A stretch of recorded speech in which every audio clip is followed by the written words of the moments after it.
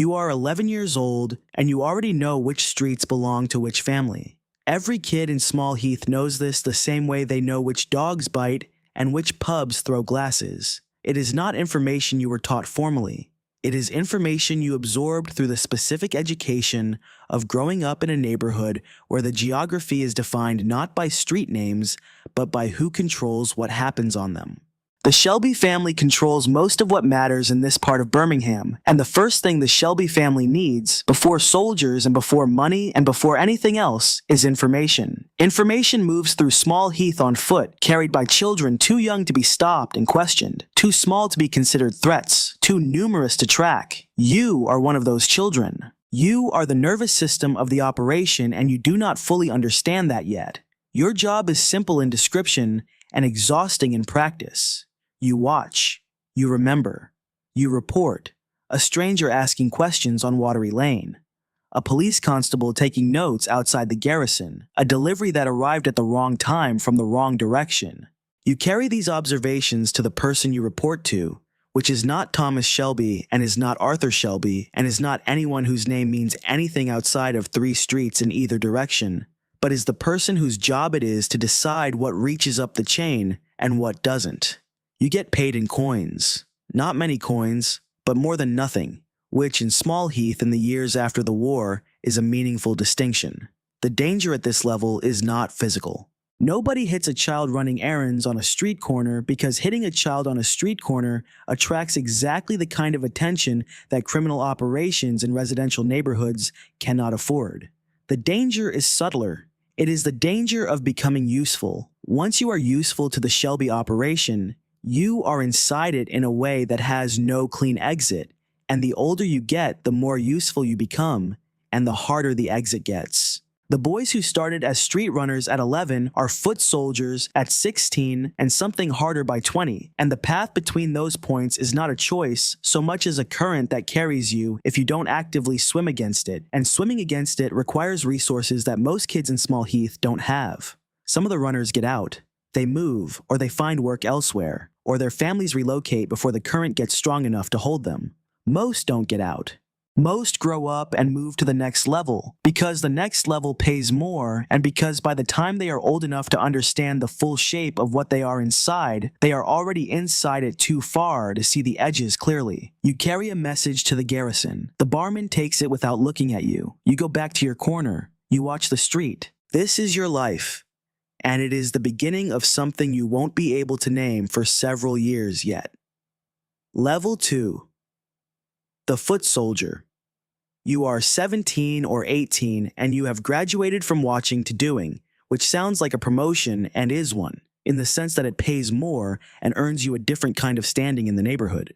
It is also a promotion in the sense that the things you are now asked to do have consequences that the things you did before did not, and those consequences are attached to you personally in ways that watching a street corner never was. The foot soldier work is enforcement at its most basic level. You collect from the bookmakers that operate under the Shelby umbrella, which means visiting the same addresses on the same days and collecting envelopes that are handed over without discussion because the discussion happened once, a long time ago, and the outcome of that discussion is the reason the envelopes are ready when you arrive. You stand outside places that need standing outside of: pubs, warehouses, card games, meetings between people who need a visible reminder of who is watching. You deliver messages that are not the kind of messages children carry, messages whose content you understand and whose understanding is part of why you are trusted with them. Occasionally, you are asked to hurt someone. This is not described as hurting someone.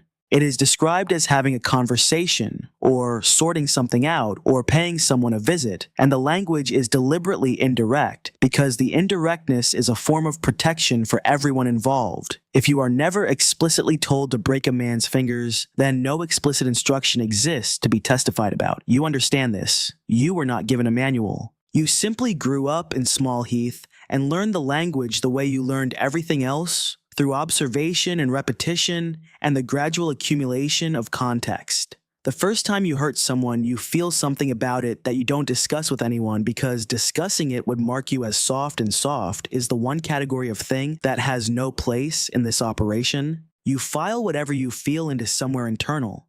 and you get on with it, and by the third and fourth time, it is simply a task with a beginning and an end and a payment attached to it. This is not presented to you as a moral descent. It is presented to you as Tuesday. Your standing in the neighborhood changes. People step slightly differently around you, not in fear exactly, but in the particular awareness that you are connected to something and that connection means something. In Small Heath, this is a form of status, and status has practical value. It affects which jobs you can get, which pubs you can drink in comfortably, which disputes resolve themselves without escalating simply because of whose name you can mention.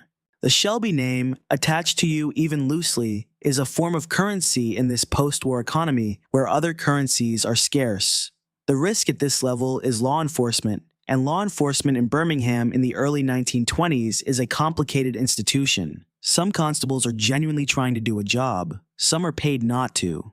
The ones who are paid not to are known quantities, and the ones who are genuinely trying are studied carefully for their patterns and avoided when avoidance is possible and managed when it isn't.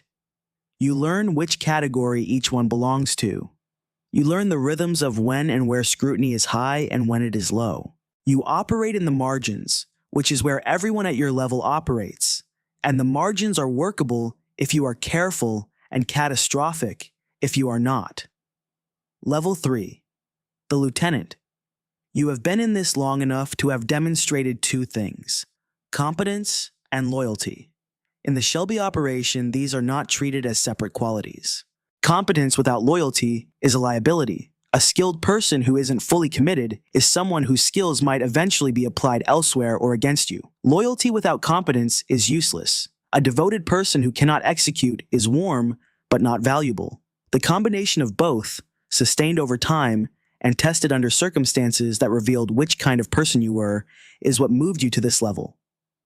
As a lieutenant, you manage people rather than tasks. You have 4 or 5 men below you whose work you are responsible for, whose problems become your problems, whose failures reflect on your judgment, and whose successes you transmit upward without taking credit for them, because taking credit for your subordinates' work is the fastest way to lose their loyalty, and loyalty, you understand now, is the operational foundation of everything. You assign the collections. You manage the schedule. You handle the disputes that don't need to go higher, and you identify accurately the ones that do, which requires a form of judgment that nobody teaches directly and that you develop through making errors and learning the shape of the errors and not repeating them. The meetings are different at this level. You sit in rooms where decisions are made rather than rooms where decisions are delivered. Not the rooms where the real decisions are made. Those rooms have very few people in them, and you are not yet one of those people. But the rooms one level below, where strategy becomes operational instruction, and where the people who will carry out the instruction receive it from the people who translated it from the level above. You understand more of the full picture now. Understanding more of the full picture means understanding more of the full risk, which is a knowledge that sits differently in the body than the simpler risks of the levels below. You also, at this level, become aware of the political dimension of the operation in ways that were invisible before. The Shelby operation is not simply a criminal enterprise in the conventional sense.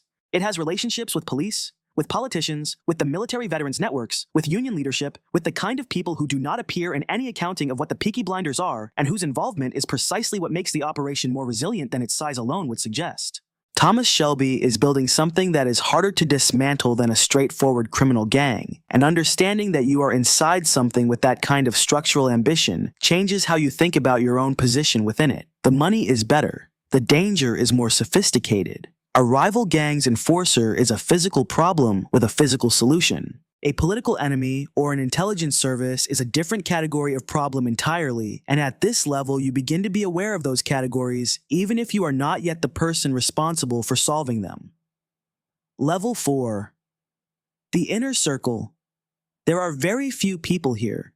The inner circle of the Shelby operation is not a formal designation. There is no ceremony, no title, no moment when someone sits you down and explains that your status has changed. What changes is access. You are in the room for conversations that have no documentation. You know things that, if repeated in the wrong place, would produce consequences too significant to think about directly. You are trusted not because of a test you passed, but because of an accumulation of moments over years in which you could have done damage and didn't, and the people who were watching noticed, and the noticing produced this. The inner circle means you know the full operation, not just your section of it, not just the piece that your role requires you to know, but the actual shape of what Thomas Shelby has built and is building, the legitimate businesses and what they actually are, the political relationships and what they actually cost, the intelligence connections and what has been traded to maintain them, the deals that were made to survive the conflicts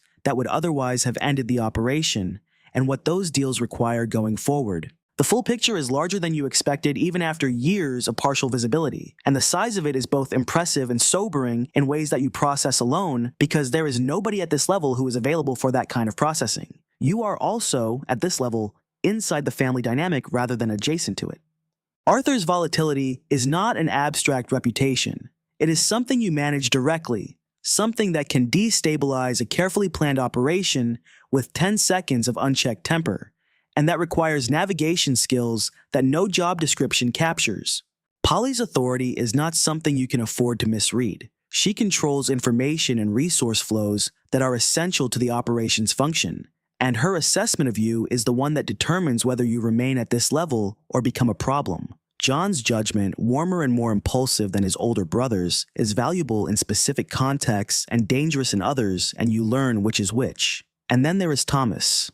Working directly with Thomas Shelby at this level means being inside the planning process, which means understanding that the version of events you observe as an outsider is always several moves behind the version he is operating in. He is already thinking about the consequence of the action being currently discussed. He is managing 5 timelines simultaneously in a room where everyone else is managing 1. The experience of this up close is clarifying and slightly disorienting, like watching someone play chess and suddenly realizing they have been playing a different game the whole time. The weight at this level is real. You carry knowledge that isolates you in social contexts, outside the operation. You cannot discuss your work. You cannot explain your income.